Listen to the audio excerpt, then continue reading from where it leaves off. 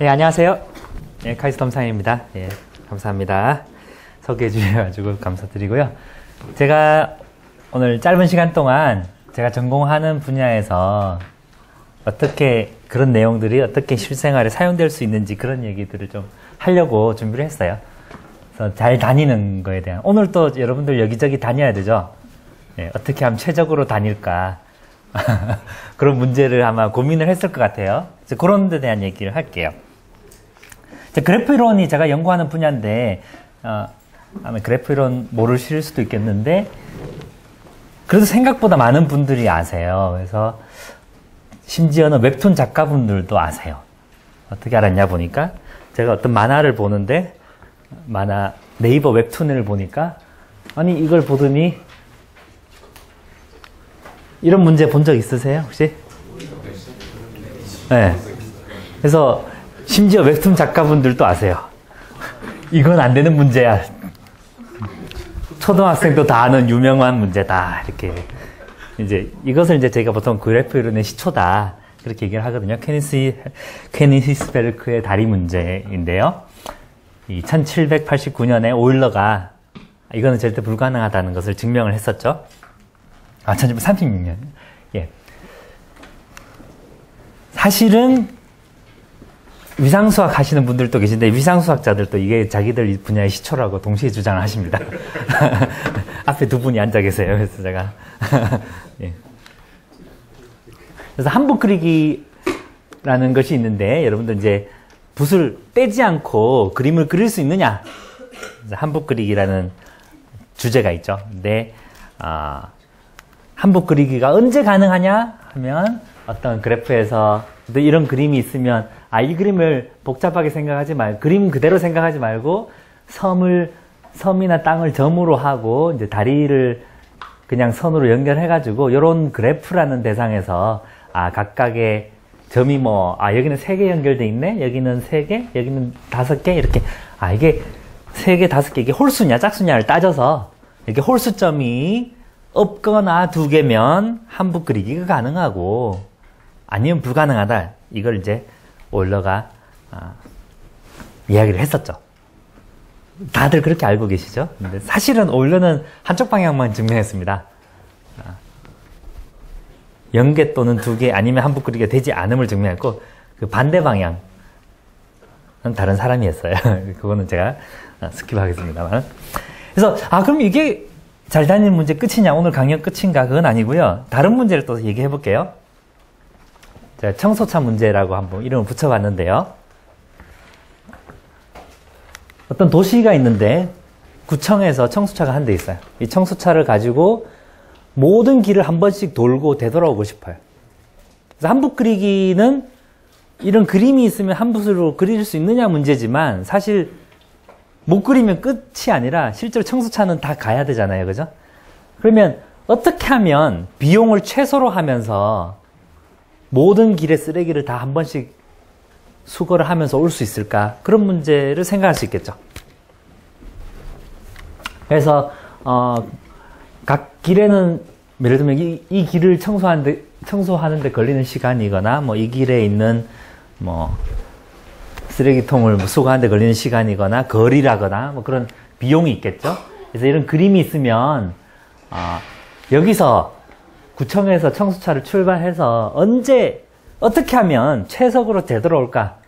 그런 문제를 생각할 수 있을 것 같아요.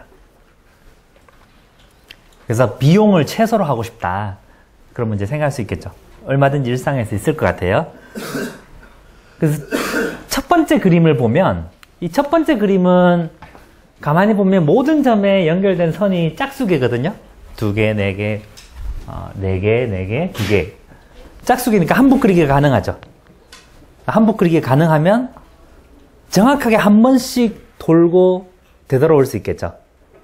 그러니까 한붓 그리기 어떤 식으로 하든지 간에 일단은 모두 한 번씩 돌고 오는 길이 있을 거예요. 그죠? 그래서 한붓 그리기가 되는 경우는 최적인 경로를 쉽게 찾을 수 있어요. 한붓 그리기가 안 되는 이런 경우는 어떨까요? 이 경우는 어떻게 될까요? 둘, 넷. 한붓 그리기가 되긴 되는데 청소차는 구청으로 되돌아와야 되잖아요, 매일. 그러니까 시작점으로 돌아와야 되겠죠? 어떻게 해야 돼? 여기 지금 두 군데가 홀수점이에요. 그죠? 홀수점이 두 개가 있는데, 청수차를 한붓 그리기 방식으로 시작하면 여기서 여기로 끝나는 것밖에 안 되죠. 그럼 되돌아오려면 어떻게 와야 되느냐? 제일 싼 경로를 찾아야 되겠죠. 여기서 이리 가는 제일 저렴한 방법이 뭐냐? 비용이 제일 최적인 방법이 뭐냐? 그런 걸 생각하게 될 것 같아요. 그래서 이 풀이를 아까 방금 제가 얘기한 거를 생각해보면, 이런 경우에는 예를 들어 제가 숫자를 좀 바꿨는데, 이 길은 비용이 6인데 사실은 3, 1로 가면 더 쉽잖아요. 그죠? 그러니까 제가 일부러 홀수점 두 개를 찾아서 그 둘 사이를 제일 빠르게 이동하는 길을 찾아가지고 길을 하나씩 더 만들어서 가상으로 생각하는 거예요. 그러고 나면 한붓 그리기가 되는 그림이 되죠. 그죠? 이렇게 해서 두 개로 만들고 나면 한붓 그리기가 되니까 그 다음에 한붓 그리기를 하자. 그렇게 하는 방법이 최적이다라는 것을 증명할 수 있어요. 그래서 이런 경우에는 이렇게 할 수 있구나. 그래서 올러가 했던 문제를 가지고 실제 최적화 문제는 이런 식으로 생각할 수 있구나.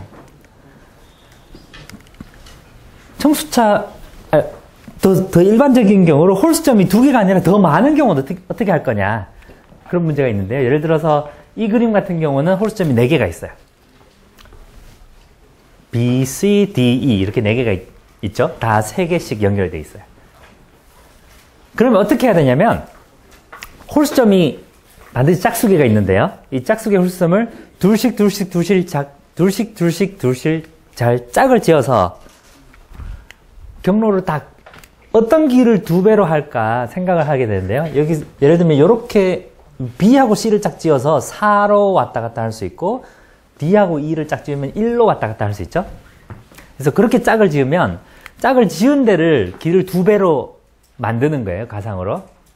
이렇게 만들고 나면 저기에서는 한붓 그리기가 되니까 저렇게 돌고 오면 된다 라는 게 최적인 거예요. 그래서 홀수점을 다 찾은 다음에 홀수점을 어떻게 짝 지울까, 어떻게 짝을 잘 지워서 그 짝끼리 이동할 때는 그 비용을 최적으로 할까, 이런 문제를 생각해서 이 문제를 풀 수 있다. 그래서 오일러가 1730몇 년에 그렇게 한붓 그리기 할 수 있냐 없냐를 물어봤으니까, 그럼 이 문제도 뭐 오일러가 했을까요? 아니면은 뭐 한 1800년이나 1900년 초나 이렇게 너무 당연한 문제 같잖아요. 근데 이게 누가 했냐면 중국 사람이 1960년에 했어요. 학생일 때, 26살 때 논문을 중국말로 썼어요. 중국어로 써서 이렇게 이분이고요. 이분은 이제 이거를 한 다음에 나중에 이제 중국인 중에는 유명한 그 최적화 연구하시는 학자가 됐어요. 이 젊을 때 이걸 했는데, 근데 이게 흔히 저희 연구 분야에서는 중국인의 우편 배달부 문제라고 불려요. 미국 사람들이 중국 사람 누군가가 논문을 썼다. 근데 이름은 잘 복잡하니까 모르겠고, 중국인의 우편 배달부 문제라고 하자. 그렇게 해서 불리는데, 중국인의 우편 배달부 문제라고 하면 고대 중국에서 나온 문제인가 그렇게 생각하기 쉬운데, 사실은 아주 살아계신 분이에요. 지금 뭐 대학 총장도 하시고 뭐 그러셨어요.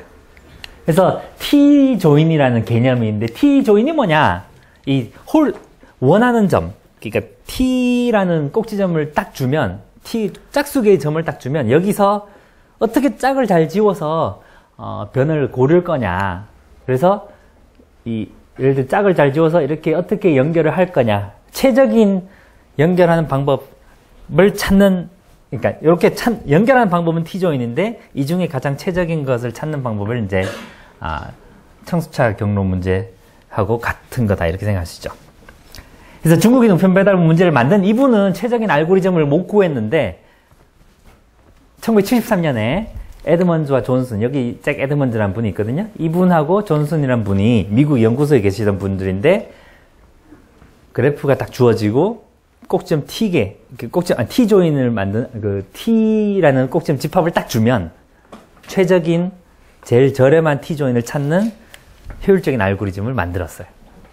그래서 그런 것들을 가지고 여러 군데 활용을 할 수 있는데요. 예를 들어서 T가 만약에 모든 꼭지점의 집합이다. 그러면 T 조인이 뭐냐? 짝짓기 하는 문제가 돼요. 둘씩 어떻게 짝을 최소로 지울 거냐? 그런 문제가 되고요. 그래서 짝 지우는 문제에 활용할 수 있고, T의 꼭지점이 2개밖에 없다. 그럼 이 점에서 저 점으로 가는 최단 경로 찾는 문제가 돼요. 최단 경로를 어떻게 찾을 거냐? 여러분들 내비게이션 쓰면은 내가 지금 대전인데 서울 어디를 어떻게 갈 거냐? 길을 찾아야 되잖아요. 그 문제를 해결할 수 있게 돼요. 그래서 최단 경로 문제는 어떤 역사가 있느냐? 물론 뭐 미로 연구를 하느라 최단 경로 문제를 많이 연구를 했다 그래요. 물론 당연히 옛날부터 A라는 점에서 B라는 점까지 어떻게 갈지 연구를 많이 했겠죠. 벨 연구소 같은 데, 미국에서 AT&T 같은 데서는 어떻게 누가 장거리 전화를 걸면 어떻게 연결할 거냐, 그거에 관한 연구도 많이 됐고요. 여러분들 스마트폰 앱으로 지하철 노선도 보면 지하철 A에서 B까지 어떻게 갈아타고 갈래 결정해야 되잖아요. 그런 걸 해주는 프로그램들이 있어요. 이런 경로를 결정할 일이 많은데 신기하게도 내비게이션 써보면은 금방 최단 경로를 알려주죠. 그죠? 네이버 지도 같은 데 보면 금방 좋은 길을 찾아주죠. 어떻게 그게 가능하냐. 물론 아까 같은 더 일반적이고 어려운 문제도 할 수 있는데요. 최단 경로 문제는 사실 더 일찍 그 해법이 알려졌어요. 그래서 이 다이젝스트라의 방법이라고 56년도에 나온 방법이 있는데요. 이분이 한 게 이제 각 변의 비용이 음수가 아닐 때, 보통의 경우는 그렇죠. 각 변이 비용이 뭐 걸리는 시간이 얼마 이상 0보단 크겠죠. 그래서 그런 경우에는 할 수 있는 알고리즘을 만들었고요. 이제 벨만과 포대 방법은 심지어 어떤 변은 음수일 때도 할 수 있는 방법을 만들었어요. 근데 어떤 길을 가는데 돈을 버는 상황이 되면 도대체 이게 무슨 상황일까요? 그죠? 길을 가는데 시간이 단축돼요. 이 길을 이렇게 가면 비용이 싸져요. 돈을 누가 줘요. 왜 그런 일이 있을까요? 그런 상황이 언제 있을지 생각해 보면 재밌는 상황이 있거든요. 그래서 환전 문제가 있어요. 돈이 많이 있죠. 미국 돈도 있고 한국 돈도 있고 일본 돈도 있는데, 혹시나 여러분들 이런 상상 해본 적 있는지 모르겠어요. 제가 1000만 원이 있다. 근데 이거를 달러로 바꿨더니 얼마가 되고, 달러를 다시 엔화로 바꾸더니 뭐 얼마가 되고, 다시 뭐 중국 돈으로 바꾸고 뭐 파운드로 바꾸고 유로로 바꾸고 막 돌리고 왔더니 돈이 불어나면 어떡하지? 정말 좋겠죠? 그러면 막 계속 돌리면 돈이 점점 늘어나겠죠? 돌릴 때마다 늘어나겠죠? 제가 한번 해봤어요. 여기 1000만 원 미국 달러로 했더니 9130달러. 9130달러를 중국 위안을 했더니 57만 얼마 위안.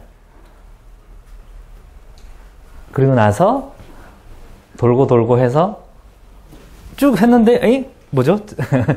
1000원 정도 늘어났죠. 이게 제가 약간 거짓을 보태긴 했지만 조금 늘어날 수도 있어요. 그래서 이게 그냥 뭐 이런 일이야 뭐 얼마나 있겠어, 뭐 이거 가지고 설마 누가 돈을 벌겠냐, 그렇게 생각할 수 있는데, 자, 아까 얘기했던 최단거리 찾는 알고리즘이 사실 여기에서 그 비용의 합이 음수인 것을 찾는, 회로를 찾는 그런 알고리즘으로도 활용이 되거든요. 그래서 어떻게 생각할 수 있냐면요, 이제 여러분들 이제 중학생이면 로그를 모를 텐데 고등학교 가면 로그라는 걸 배워요. 곱셈을 덧셈으로 바꿀 수 있어요. 그래서 원화에서 달러로 바꿀 때 몇 배가 되냐, R1배가 된다면 R1 대신에 그 비용을 마이너스의 로그 값으로 하자. 그 다음에 마이너스 로그 R2 뭐 이렇게 몇 배가 되는 것 대신에 마이너스 로그 얼마 값으로 주고, 그림을 생각했을 때 만약에 음수가 되는 회로가 있다면, 그러면 거기를 계속 돌리면 돈을 계속 벌게 돼요. 근데 실제로 이거를 맨하탄이나 월스트리트에 있는 금융회사들에서는 실제로 이걸 계속 모니터링을 하면서 순간적으로 이런 상황이 발생하면 바로 거래를 해가지고 돈을 벌어요. 돈을 무위험 수익이라고 해서. 근데 그런 상황이 그럼 생기긴 하느냐? 실제 연구 결과들도 있어요. 2009년에 나온 논문인데 유로에서 달러, 달러에서 엔화, 엔화에서 유로로 바꿨을 때 순간적으로 그런 상황이 얼마나 발생하는지를 2005년 10월 3일부터 2005년 10월 7일까지 모니터링을 했어요. 여기 빨간 줄이 1이거든요. 네, 이를 넘는 순간이 조금씩 있죠. 그래서 그런 순간이 미세하게 발생하는데 그때가 오래 지속되지 않아요. 그런 순간이 생기는 순간 금융회사들이 그걸 파악해서 돈을 투입하거든요. 돈을 투입하면 또 가격이 바뀌어서 금방 또 가격이 정상화돼요. 그래서 이런 데 활용이 됩니다. 돈 버는데 활용이 되죠. 자, 그리고 또 하나 오늘 여러분들이 풀어야 될 문제가 있는데 왜 파는 문제가 있어요. 여러분들 오늘 여러 군데를 가셔야 되기 때문에 한 군데를 한 번씩 하고 되돌아오는 방법이 뭐냐, 그런 문제를 풀어야 되는데요. 그래서 N개 도시가 있을 때 모두 정확히 한 번씩 방문하고 원래 위치로 되돌아오려고 할 때 어떤 순서로 방문해야 제일 비용이 적을까, 그런 문제가 있어요. 심지어 이런 문제가 이제 좀 유명하기도 한데, 이게 1962년도에 미국에 있는 P&G사에서 미국 54개 도시를 다 돌고 최적으로 돌고 되돌아온 방법을 찾는 사람한테 돈을 준다고 했어요. $1,000. 한 명은 $10,000를 준다 그랬어요. 그렇게 경품 행사를 했는데, 이 경품 행사를 했더니 무슨 일이 있었을까요? 막 수학자들도 도전을 했거든요. 그래서 사실 동점이 많이 나와가지고 애를 먹었다고 하더라고요. 이런 식으로 이제 여러 관련 연구들이 있어요. 예를 들면 이런 논문도 있습니다. 비둘기는 왜 파는 문제를 잘 풀까? 컴퓨터 모니터에 점을 찍고 비둘기 보고 너 빨리 전부 찍으면 먹이 줄게. 그래서 비둘기가 어떤 순서로 찍을지를 연구를 한 거예요. 모두 다 찍어야 먹을 걸 주니까 비둘기가 막 찍겠죠? 그런데 생각해보니까 생각보다 잘하더라. 여대생하고 별로 차이 안 나더라. 이런 사람과 비교 연구를 했어요.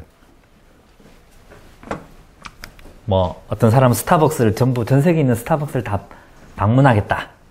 그런 사람도 있는데, 이분도 아마 그냥 방문해서는 비용이 많이 들겠죠? 이런 논문도 제가 우연히 찾았는데, 놀이공원을 가면, 에버랜드 같은 데를 가면, 어떤 순서로 돌까? 길에서 시간을 다 버리지 말자. 이게 이제 미국에 오는 학부생들이 쓴 논문이에요. 대학 학생들이. maximizing fun. 어떻게 하면 놀이공원 가면 기쁨을 최대로 할 거냐. 이런 문제도 있어요. 도시에 공중전화기가 많이 흩어져 있잖아요. 그죠? 전화회사에서 공중전화마다 돌면서 동전을 다 모으고 싶어요. 어느 순서로 돌면 좋을까? 누군가 계산하면 좋겠죠. 그죠? 비효율적인 방법으로 돌면 인건비가 많이 나가겠죠. 이런 건 한 번 계산해 놓으면 평생 쓸 수 있기 때문에 이런 걸 계산하려고 해요. 이런 문제도 사실 정말 많이 연구됐습니다. 이제 전자회사에서 기판에다가 구멍을 뚫어가지고 그 위에 칩을 놓는데요. 구멍을 2,000개도 뚫고 4,000개도 뚫어요. 근데 드릴을 움직여서 구멍을 뚫어야 되는데, 이 구멍을 어느 순서로 뚫을 거냐, 이거에 따라서 하나를 생산하는데 걸리는 시간이 달라집니다. 그렇겠죠? 그래서 어떤 식으로 할 거냐, 이런 문제들은 상당히 많습니다. 그래서 이게 실제로 이제 1987년도 논문에 보면은 2392개 점, 이게 그 점이었거든요. 이거에 대해서 연구를 했는데, 실제 공장에서 원래는 이런 솔루션으로 가지고 하고 있었대요. 근데 이게 절대 최적이 아니거든요. 이게 최적으로 돌면 서로 만날 수가 없어요. 근데 한번 여기 떠서 여기로 이동했죠. 쫙쫙. 최적이 아니었어요. 근데 수학적으로 정말 더 이상 최적이 없는, 더 이상 더 좋은 것이 없는 정확한 최저값을 할 수 있을까? 그걸 찾을 수 있을까? 그걸 연구를 해가지고요. 아, 이게 최적이다. 더 이상 최적은 없다. 이런 것을 이제 연구를 했고, 실제 산업체에 적용할 수 있었대요. 그래서 이걸 계산하는데 당시 컴퓨터로 27시간이 걸렸다는 거예요. 한 번 27시간 써서 계산해 놓으면, 그 다음에 계속 활용하면 되겠죠. 그러면 생산 속도가 빨라지겠죠. 심지어 이제 천체 망원경을 구동하는 소프트웨어에 이런 기능이 들어가 있대요. 오늘 밤에 별 몇 개를 탁탁탁 보겠다 찍어 놓으면 순서를 자동으로 조정해서 최적인 방법으로 돈다고 그래요. 또 여러분들 일상에서는 아마 마트를 갔는데 오늘 사야 될 게 뭘까? 사과, 라면, 세제, 휴지, 김밥. 이거 은근히 은근히 잘못 가면 운동량이 상당히 많아요. 그죠? 마트 왼쪽 끝에서 오른쪽 끝까지 계속 반복하는 수도 있죠.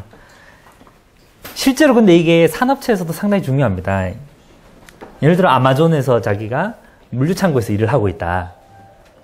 주문이 들어오면 예를 들어 책 10권을 묶어서 배송을 해야 된다. 근데 여기서 어느 순서로 책을 뽑아가지고 와서 상자에 넣을 거냐. 상당히 중요한 문제가 돼요. 그래서 미리 컴퓨터에서 계산을 해서 각 직원마다 여기 갔다가 여기 갔다가 여기 가시오 라고 찍어주면 생산성을 높일 수 있죠. 아니, 그렇게 하지 않으면 시간 낭비를 엄청 할 수 있겠죠. 요건 이제 미국의 사례고, 우리나라도 아마 점점 이제 최적화된 문제, 최적화를 많이 해야 되고, 이제 그게 다 수학이 활용될 텐데요. 예를 들어 이마트에서 우리가 배송을 받잖아요. 이마트 배송을 하기 위해서 물류센터를 만들었어요.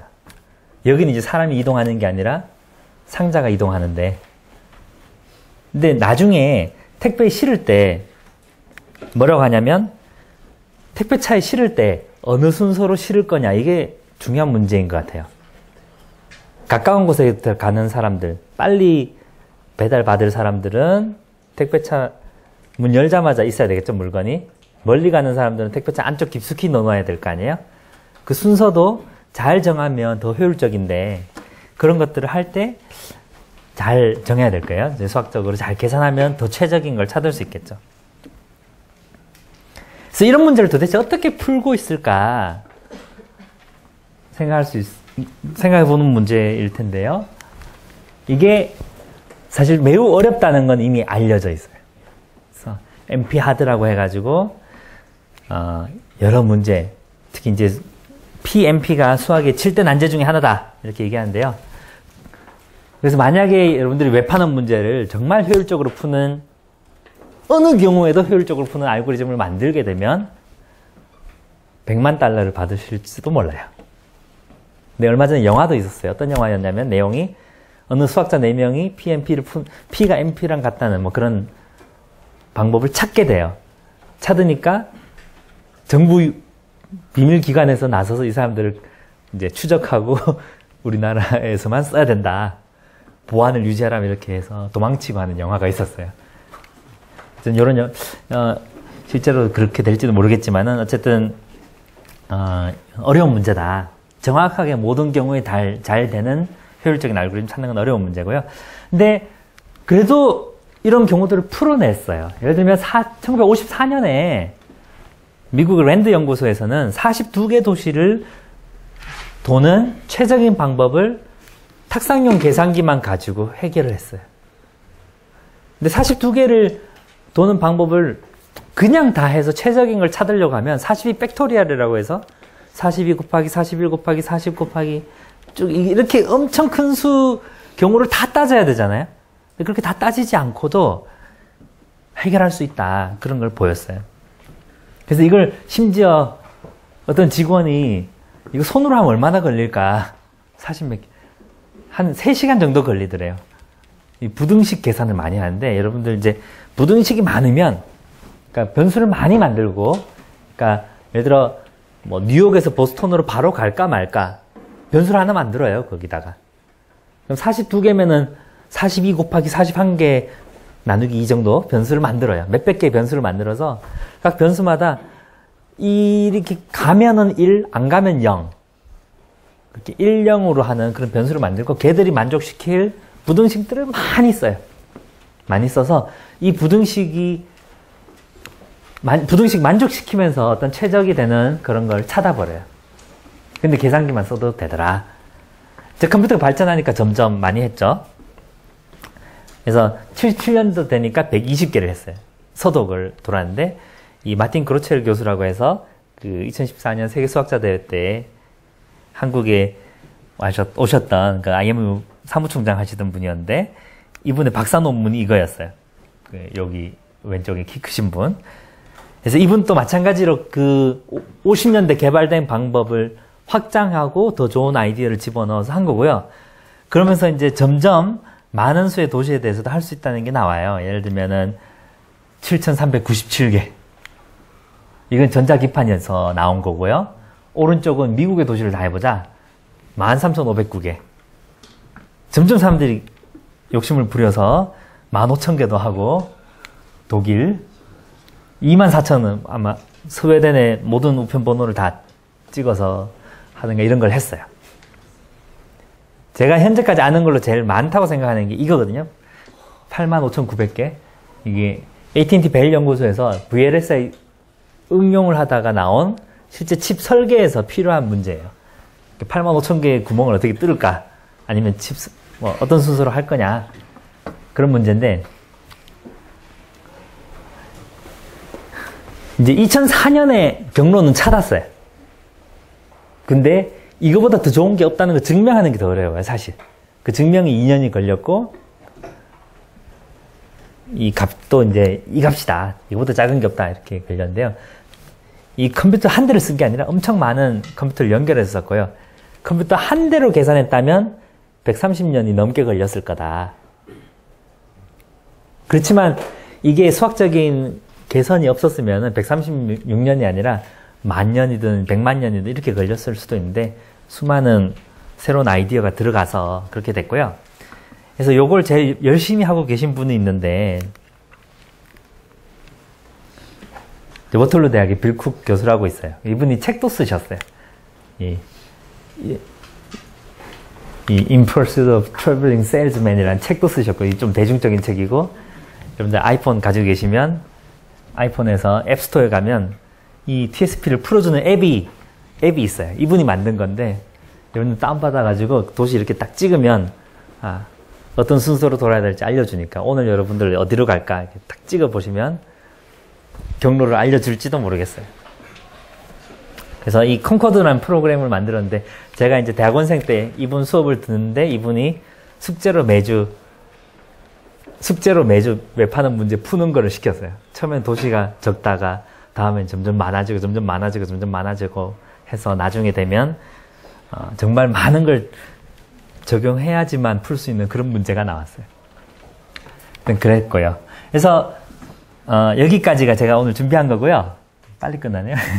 그래서 오늘 요약을 드리면, 올러가 시작했던 그 케니스펠 그 다리 문제에서 그래프는 시작됐는데, 그게 사실 퍼즐 문제 같은 거였지만, 그게 사실 청소차 문제든지, 최단 경로를 찾는 문제든지, 돈을 버는 문제라든지, 웹하는 문제, 또 실제로 비용을 절약하는 그런 데 활용이 될 수 있다. 그래서 그런 과정에서 수학이 많이 쓰인다. 이런 얘기를 하고 싶었네요. 들어주셔서 감사합니다. 네.